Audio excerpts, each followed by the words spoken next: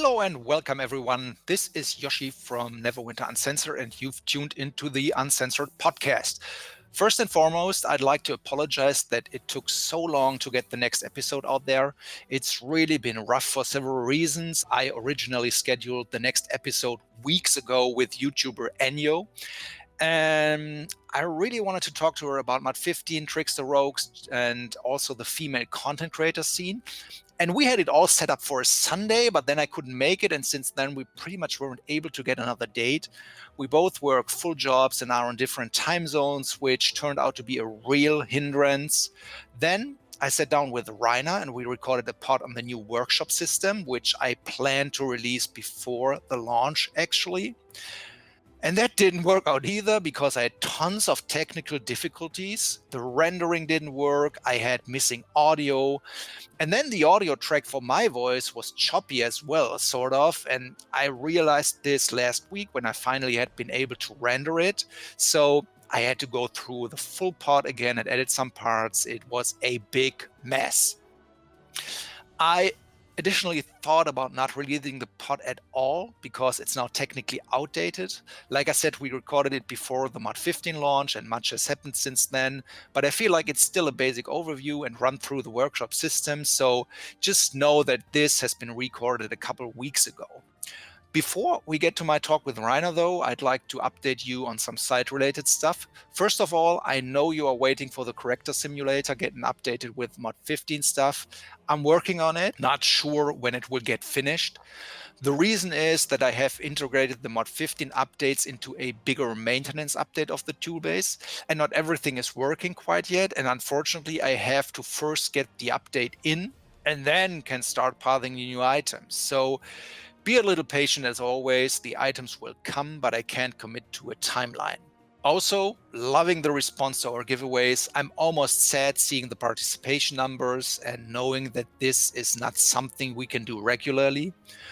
Honestly, simply because Perfect World is not supporting us. We've inquired about the possibility of getting included in their regular giveaway promotions, but surprise, they haven't gotten back to us.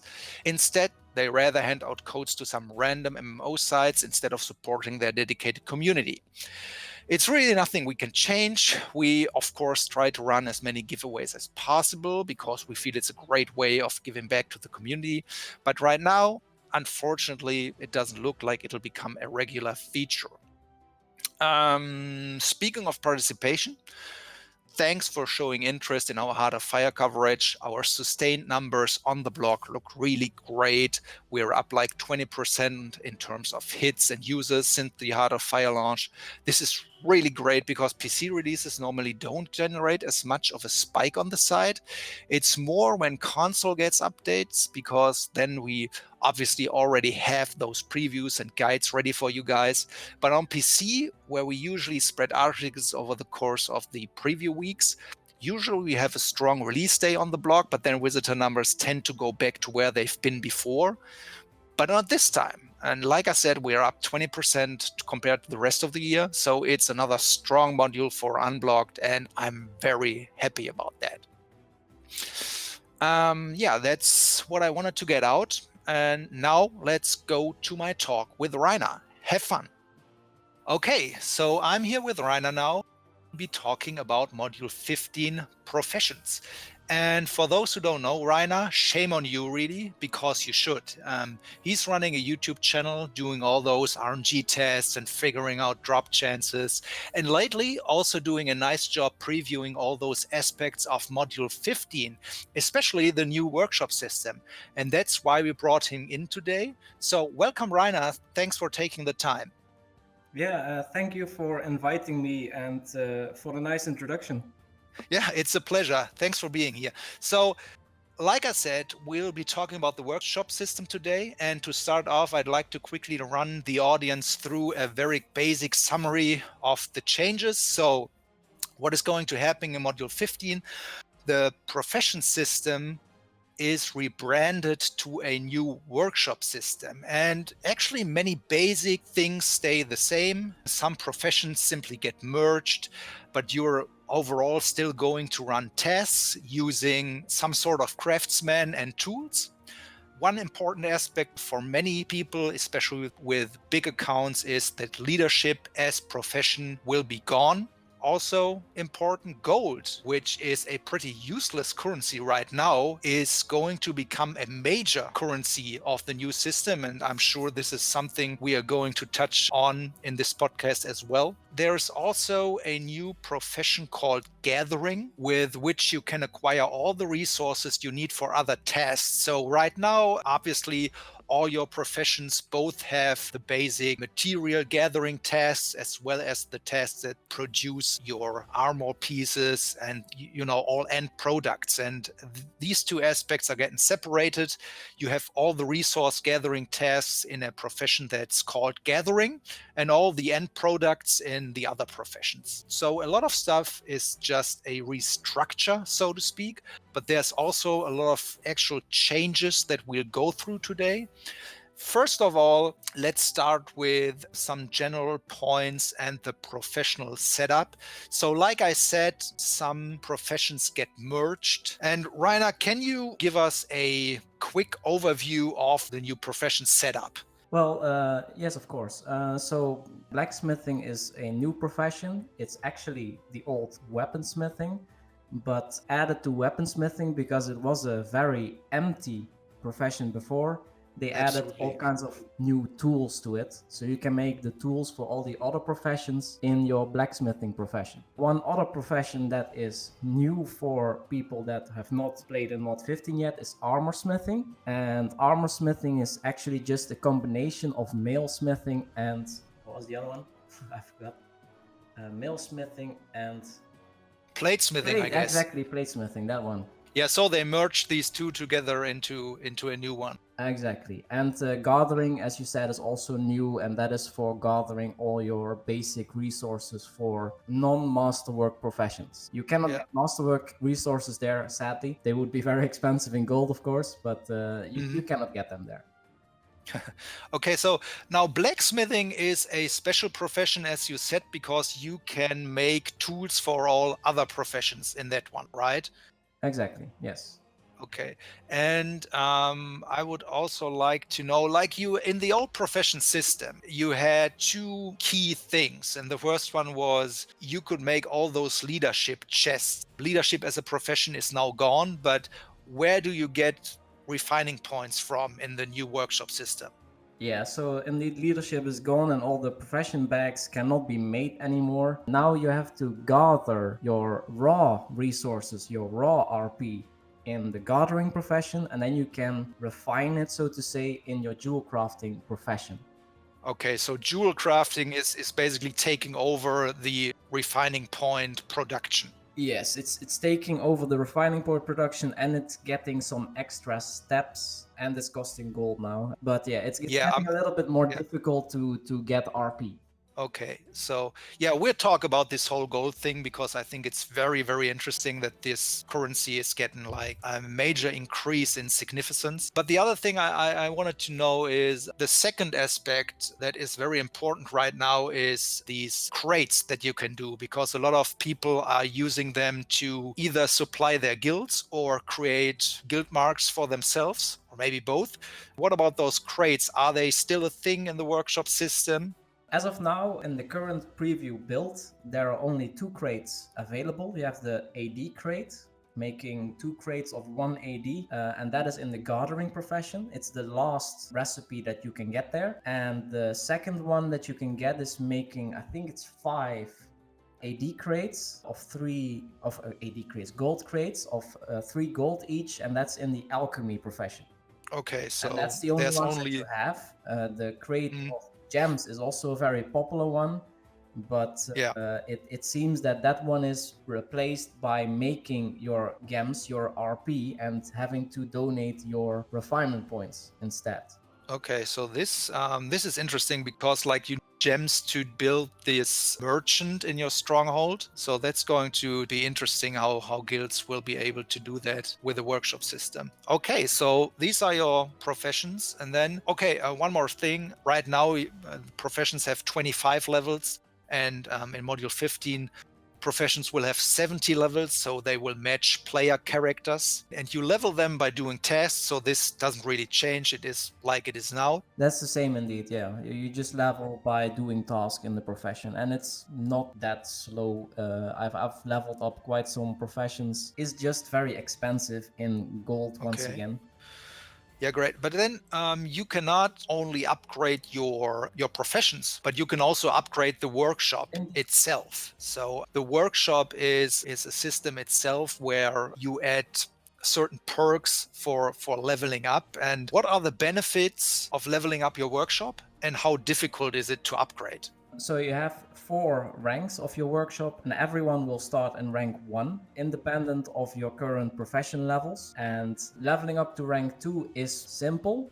Rank 3 requires quite some resources, and rank 4 quite a lot. And the benefits of leveling up your workshop are that at the first rank you only have 8 artisan slots available, so you can have a maximum of 8 artisans, and with each rank up you get 6 more. So at rank 4 you have 26 artisan slots. And the second benefit of upgrading your workshop is that your delivery box will increase in size. Yeah, okay. And yeah, exactly. And the delivery box in the new workshop system is where all your finished profession products are stored, and you Not all of them, only the finished products that you have crafted by using time. Oh, okay. Those items will directly come into your inventory. Okay, so the workshop upgrades. Level 2, I think, is done in the introductory quest line, right? Well, I think even all the upgrades are in the introductory quests. It depends what you see as the intro quests. If you already have one profession at level 70, you will get all of the quests from your retainer directly. But I think your rank 3 upgrade is at level 60 and rank 4 at level 70. Okay, so it's just that like level 3 and level 4 are very difficult to achieve. So you'll have the quests, but you need to gather a ton of resources. Yeah, you and have stuff like a that. new NPC that you have to interact with, and you have to give that NPC a lot of commission items, and these commission items change every day. There's many of them. For rank 3 you need 500,000 commission points. Of rank 4, 5 million, which sounds quite a lot, but commission items give also thousands of credits. It's a little bit like the Masterwork 4 to 5 quest, where you have to gather some credits. Yeah, absolutely. And migrating over from the old to the new system, I think it's important to point out that if you already have a profession on level 25, any profession for that matter, you get gathering level 70 for free. And of course also the profession that you had at level 25 will also transfer into a corresponding profession at level 70. Unless it's leadership, then you only get gathering. And second of all, there's a exchange mechanic in which you can exchange your old tools and the outdated resources, because quite a lot of resources won't be needed in the Module 15 workshop system. So you can exchange your old stuff into new stuff using an exchange system. And I think this is nothing we should get into right now, because like the whole exchange process, that's, I think, a topic for itself. But it's important to point out that you pretty much get a jump start by just trading in all your old items, and then you can get artisans and new resources and all stuff like that. Yes, that's correct. So after a couple of intro quests, you get that option inside your workshop to trade in your old stuff and get credits once again. So there are not a lot of new currencies, and those credits you can use again indeed to buy new resources. Yeah, it's kind of a cool system, I think. I mean, I have played around with it on preview a little bit, and you actually, like with the normal stuff I have on my main character, I get a lot of credits already, and you can really buy a lot of stuff from the new system already and really have a smoother start. Yeah, it really helps on the gold issue again. So if you trade in credits for the items, you don't have to pay for them by gathering them, because gathering also costs gold, and here you can get a lot of items for free. And most people will get a lot of credits and a lot of the new resources. And it's nice that you can pick whatever you want. So if you want to focus on a certain type of item, you can pick Yeah, those exactly. items. All the non-masterwork resources are in the exchange. That's also one important thing to say. Even the level 70 resources that you can get. Yeah, I saw that as well. So the exchange really is everything. So I mean, the really the high level stuff is not exactly cheap, I think, but I mean, you can basically get everything there. At least in the first weeks or even month, you would think it saves you a lot of gathering tasks. Yeah. Okay, so let's move on to the task structure. The most important, most obvious change is that every task now has the same structure, and you need one artisan, which are the new craftsmen, one tool, and then there are also supplements. So the devs have reworked this structure where you need multiple tools and those add up and, give you a higher chance of succeeding with a recipe. And also the success chance has been changed into something that's now called proficiency and focus. And Rainer, can you explain what proficiency and focus is in the new system? Yeah, so proficiency determines how big the chance is that your recipe succeeds. If you don't succeed, you don't get any item or XP from that recipe. Focus is harder to get, but if you succeed on the focus percentage, you get a +1 item of that recipe. So almost every item in the new recipes has a +1 version, which is a little bit better than the regular version. For gear, it's typically +10 item level with the corresponding additional stats. But also resources have +1 versions. So the +1 resources that you can get actually also increase, but they don't directly increase your focus. But if you use high quality resources, your focus percentage will go up. So you have a bigger chance of getting a new +1 item out of +1 resources. Okay, so yeah, that makes sense. The more proficiency you have, the better your chances to actually get an item. And focus, I mean, you could say it's the tier 3 result, so to speak. So we do, I mean, in the current system, you have 3 tiers of rewards. Obviously, the third tier most of the time granted the item that you wanted, and now you have 2 reward tiers, and the first one already grants you the item, and then the second one an even better item. And like you said, for gear, it's typically just 10 more item levels, and I think refining points, refining stones feature more refining points in the +1 version. It's also plus 10%. In some cases, +100% if you make a core. Oh, okay. So, but yeah, you have more RPs on gemstones and other stuff. I can follow your analogy that the +1 result is the tier 3 result and the normal is tier 2 is just a little bit more forgiving than the current tier 2, where you only get a couple of your resources back. Now you actually get an item that you can use. And I mean, I like it. I think it simplifies a lot of stuff, because like this 3 reward tiers was probably also a little bit hard to understand for some casuals. And now you have this main reward tier that you can achieve with proficiency.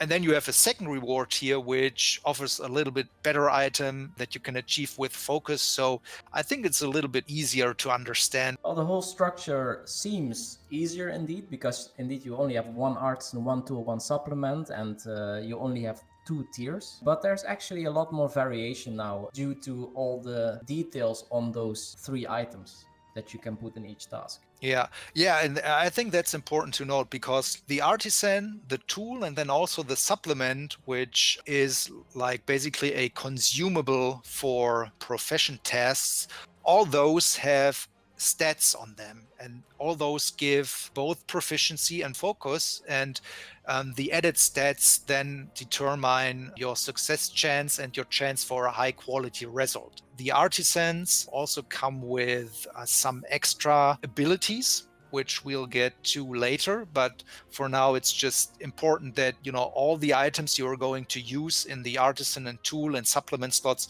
all have those 2 proficiency and focus stats. Yeah, well, the supplements sometimes, usually only have 1 of the 2, but for the tool and artisan, you're correct. Okay. Yeah, let's move on to the tools, because there's actually a major change in terms of what the best tool is going to be, because right now on the live server, legendary tools are the best you can get. And this is not quite true for module 50.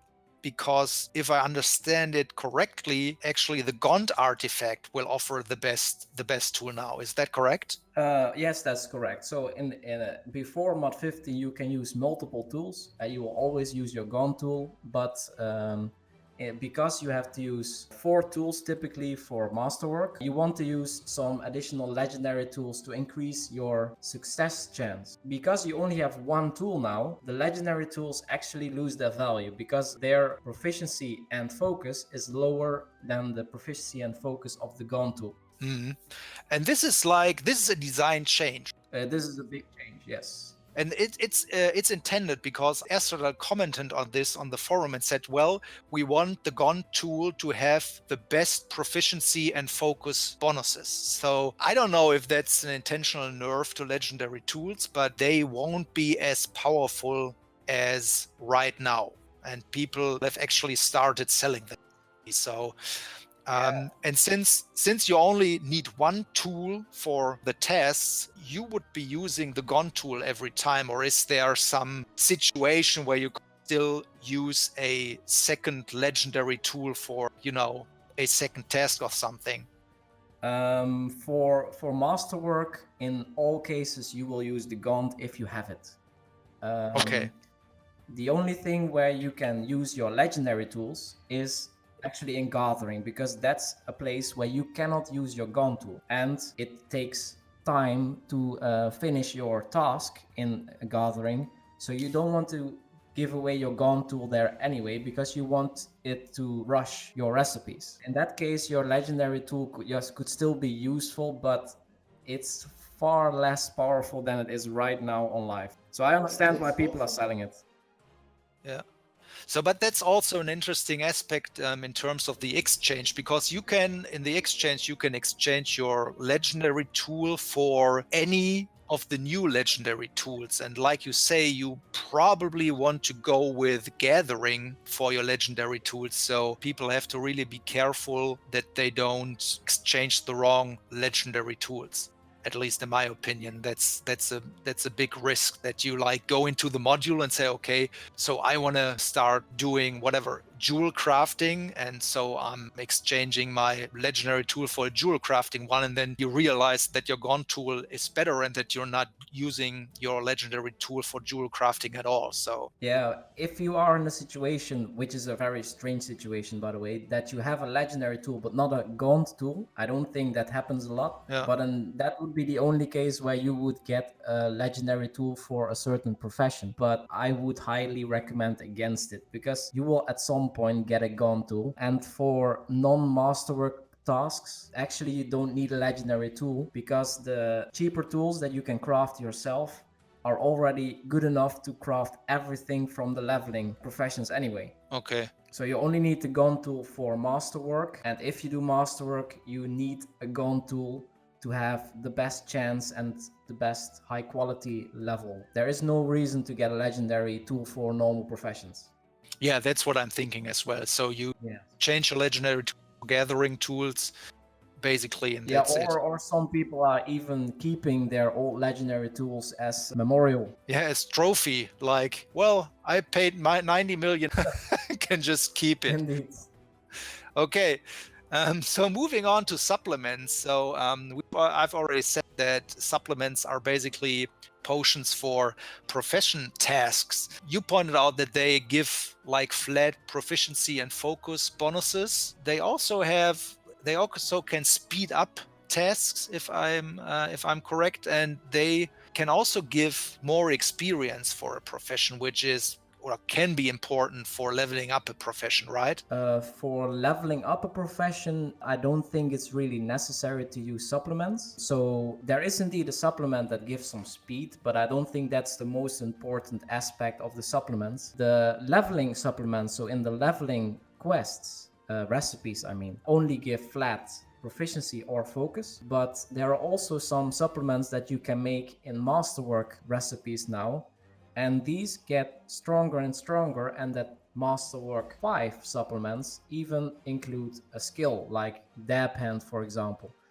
So this supplement will give you that skill in, with a certain percentage added to your recipe, which can be very powerful. I have a feeling that those supplements could become very expensive. Okay, so, and these supplements come from Masterwork, as you said, and are there other sources for the supplements, or are they coming from professions? They're coming from professions, so you have to craft them all yourself. Okay, well, that makes sense.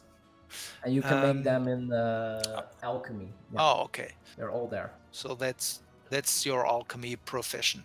Okay. And last but not least, artisans, which are the old craftsmen, and they also have a proficiency and focus stats, but they also, like you mentioned, have some extra skills. And you also already mentioned dab hand or dab hand. And I think the extra skill determines how you're going to use your artisans, because different skills are better for different purposes. And can you quickly give us an overview of the different skills that those artisans can feature? Yeah, sure. So there are 5 skills. For gathering, there are 4. So you have recycle, where you get your items that you used for your recipe back if your recipe fails. So if you don't meet your proficiency check, this is the one that gathering doesn't have because you don't use resources to do one of the tasks. You also have miracle worker, which can make a task finish instantly, or if you rush it, removes the morale cost, so you get it for free. Then you have the virtuoso skill, which makes it so that you don't deplete a used supplement. So if you use a supplement and this task or this skill procs, you keep it. Then you have passion project, which negates the commission cost, so you get one recipe for free. And then you have dab hand, which is very interesting, which will give you twice the results. So instead of 1 item, you get 2. Yeah, that's really interesting. And this is, I mean, for Masterworks, you think that this would be the skill you want to have, because like obviously this could double your net gain for it. Like imagine that you're doing some Masterwork weapons and then you have like a chance to get 2 out of a single crafting. I mean, that's obviously awesome. That sounds really crazy. And the fact that you can add supplement with also dab hand, which increases the chance of doubling your result, is really something crazy. But as I said, it could be very expensive to add a supplement like that in, and also some of the artisans seem to be very expensive in use. Okay. There are actually 2 more stats on artisans that we didn't cover yet, and that's commission and speed. So every artisan also has one of those 2 stats. Well, actually both of them. Commission determines what multiplier goes over your base commission cost. So most tasks cost gold, and that commission can go down or up from minus 75 to 200. And the other variable that every artisan also has is speed. That determines the duration of the task if you don't rush it. Okay, so yeah, probably the commission bonus is going to be more interesting, because like you would think that most people would just rush their tasks anyway. So, you know, the speed is not really important, or not as important. But the commission bonus is really interesting, because we are talking about gold in a second, but I mean, you will need a lot of gold, so it can make a difference whether or not you pay a higher commission. And then there are also like the new reinforcement kits. They still cost 125,000 ADs. And this is also commission cost. So like an artisan which cuts down your commission by like 50% or 75% directly reduces the AD cost for reinforcement kits. And this is obviously something that's great. Indeed. Commission will be a very important variable for a lot of artisans, for indeed the skill kits, but I think also for all of your tunes that you really don't play on, your alts, your back tunes that are just part of your leadership army, your past leadership army. I think you want to have them work as cheaply as possible, so that you don't spend too much gold on them. If you are in my case where you have 44 of those back tunes, you don't want them to suck all your gold out of your pocket, because that can happen very quickly. Yeah. Okay, and one more thing regarding artisans. I mean, I see that these are essentially the new craftsmen, but the process of acquiring them has changed, well, a lot actually. So can you explain that for a second? Yeah, so there are actually a lot of factors involved in the artisan hiring process, so to say. When you start out with the interquest, you get 4. So you get 2 of the profession that you choose during the interquest and 2 adventurers. Then you have, from your old profession slots, you get 1 artisan per profession slot. So if you have 9, you get 8 additional profession or artisans. Yeah. 3 epic ones, 3 rare ones, and 2 common ones, guaranteed quality. So that's actually the only way for getting a guaranteed epic artisan. Then you have in your exchange that we covered right at the start, you can buy 1 artisan, but the quality is not assured. And you will have a Zen pack to buy an artisan, but I don't know yet how expensive that will be. And finally, you will have artisans just randomly walk into your workshop and you can hire them on your work desk. That's just the time-gated system. I mean, let's say you like a skill combination. Then you can't go to the auction house and just search for a specific artisan and buy it there. You have to wait until an artisan actually applies at your workshop, which you said is time gated. So I don't know how many applications you get per day, but you know, I think there's a limit, or there's definitely a limit, but I don't know how high it is. And then you can, even if you like buy the Zen pack, the Zen pack creates a random application as well for a given profession. So you can choose the profession, but it's still a random application. Indeed. And so you can never, like, if you're looking for a specific artisan and there will be quote unquote best in slot artisans for different tasks and different situations, then you still have to wait for a long time in some occasions probably until you get the one you want. And this is so you can no longer like go to the auction house or trade specific artisans that you like. You just have to go through the RNG process and just wait until you get it. Yeah, indeed. So artisans are bound to account. That's basically what you're saying. In the past, there was not a lot of variation. You just get some epic artisans. There are some ways of manipulating which artisans you are going to get. So if you have a low rank workshop, you will get typically low quality artisans. But if your workshop is rank 4, and I've tested this thoroughly on the preview server, the chance is very low that you get a common artisan in that case. So if your workshop is rank 4, you get a lot of rare artisans in that case, and often also an epic one. So the workshop rank also influences which quality of artisan comes in. Okay. Yeah, I mean, that's really interesting to figure out, you know, what combination of skills is going to be best for certain tasks. And like we already said, Depend will probably be best for Masterworks, and then you have those skill kits and AD costs that can be removed with the commission skill. There are nice possibilities, and we'll probably need some time to figure all that out.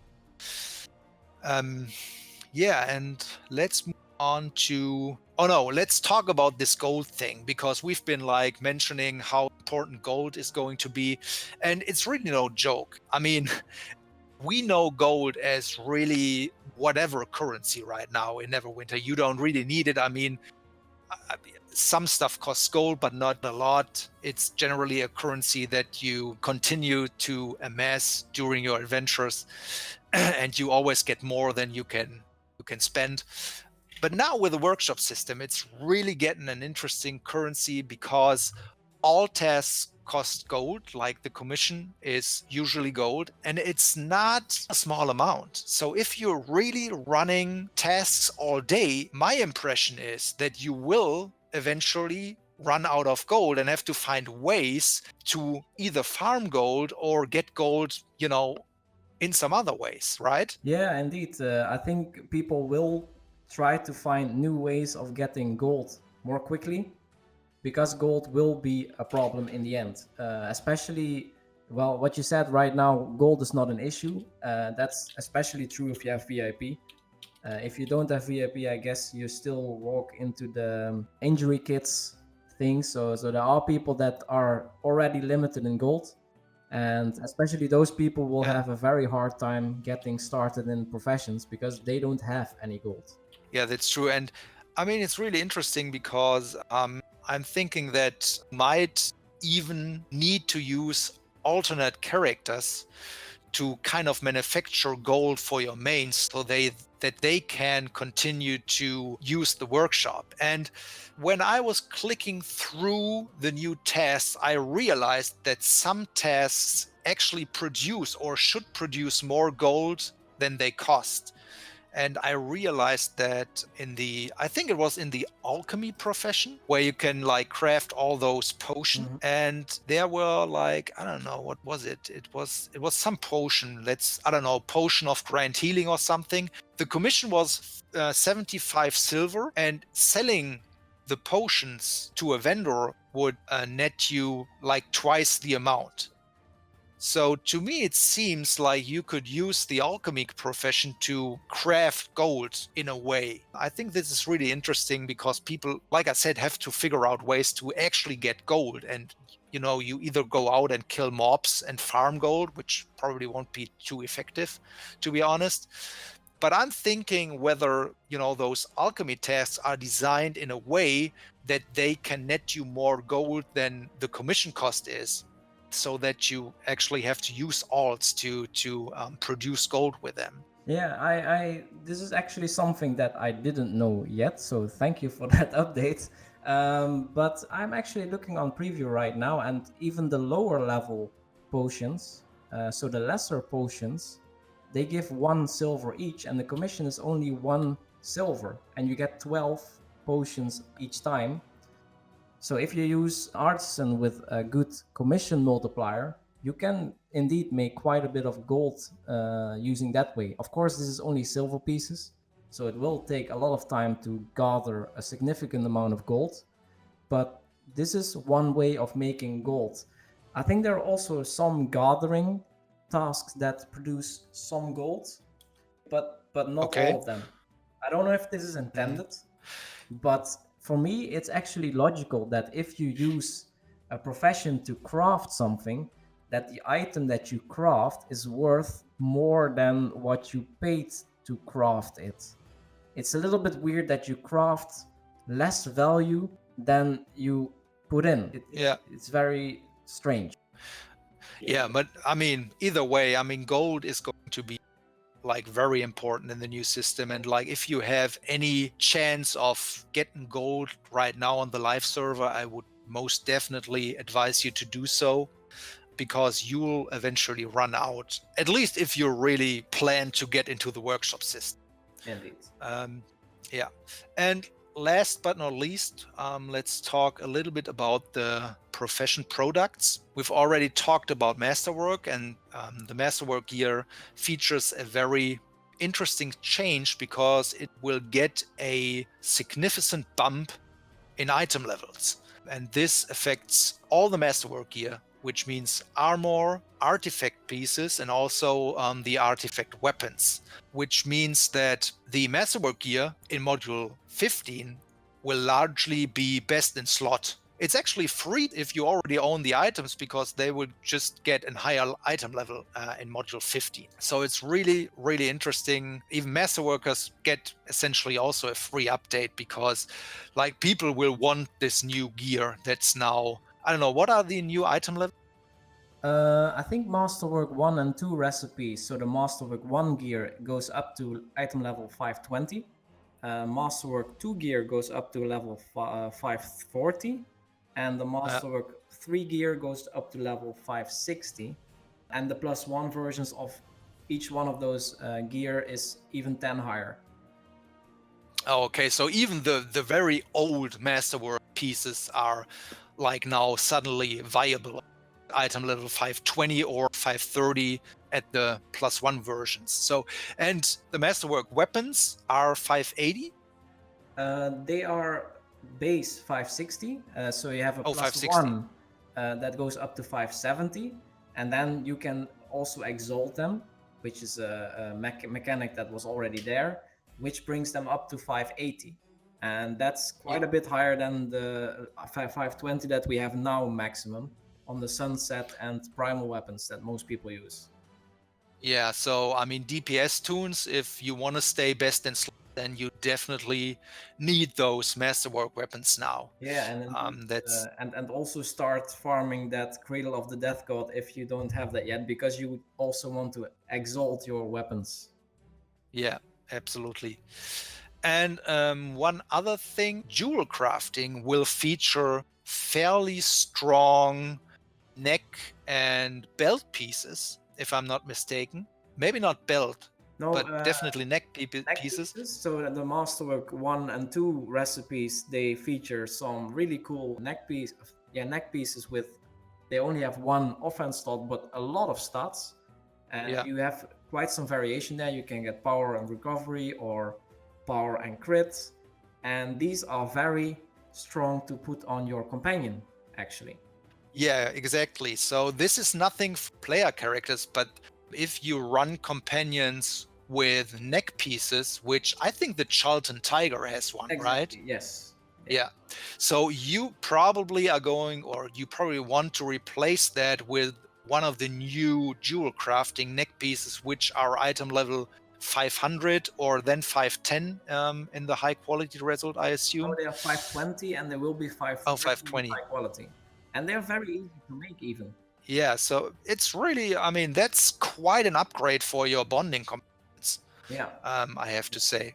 I was really surprised seeing that because this is considerably better than any of the choices we have right now for the neck and the belt slots. exactly. And that only with one offense slot, so you can use your second enchantment somewhere else even, or sell it. Yeah, exactly. The other thing on jewel crafting that got a big buff is the rings. So a lot of people have bought already the Masterwork 3 rings, and the Bronzewood Raid ring is one of the ones that is, I think, the most popular because it gives power and crit. And this one is also raised to level 560, so this is a Masterwork 3 item, so 560, and plus 1 is 570. Yeah, and the okay. plus 1 actually gives over 1,000 crit already base. Wow. Yeah, so this is, so all the companion stats will like get a significant bump. Yeah, that's true. It actually also has an equip power, but that one does not work on your companions. It would even raise the power by another 1,000. So if you, Okay. I don't think the equip power is useful for your personal ring slots because there are better alternatives there. But if you are using it, you get an additional equip power here. You get new great gear for players and also new gear for your companions. So there's a lot of stuff to look into. Yeah, and everything that you already have is automatically upgraded to the new item level. It's just that you get the base item. You don't get the plus one version. The plus one versions will only be available after my mod 15 goes live and people start crafting it. One last thing I'd like to get to is alternate characters.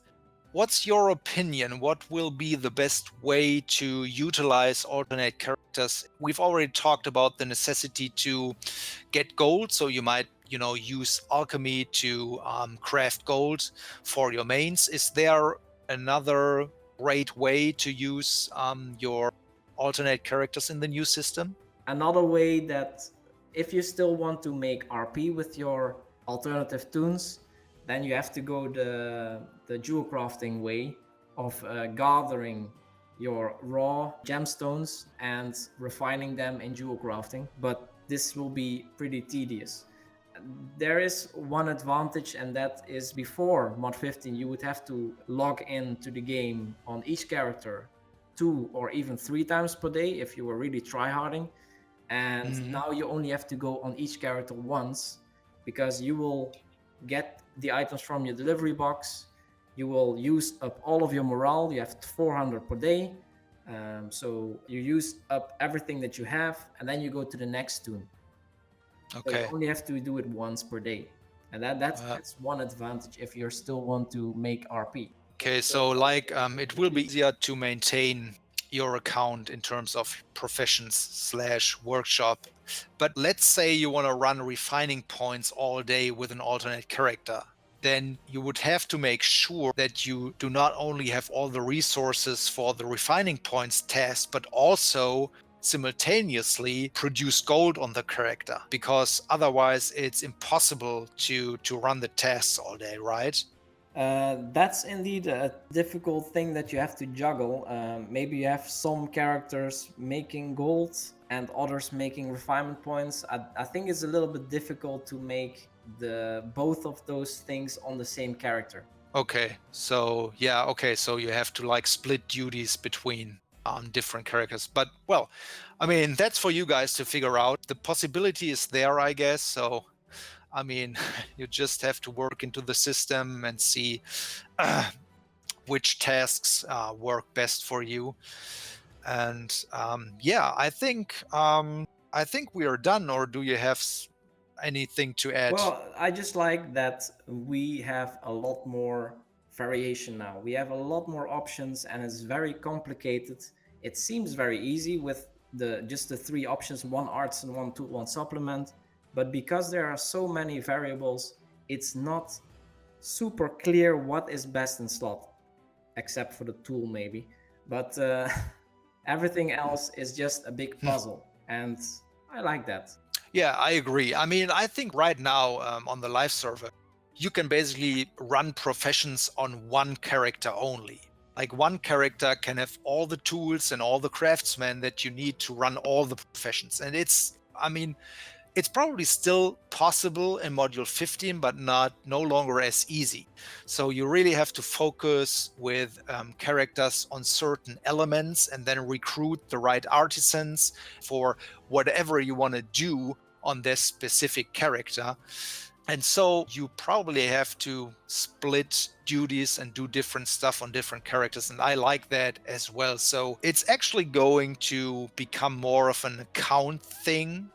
Alternate characters supply RPs or supply gold or supply resources through gathering, because they have the specialist artisans that are, super great in the gathering profession and stuff like that. So I think you'll be using your tunes differently, and you'll be using more tunes in the workshop system than right now, where pretty much only your main tune is doing professions and all your alternate characters are running leadership and stuff like that. Okay, so that was a long podcast, but I also liked it.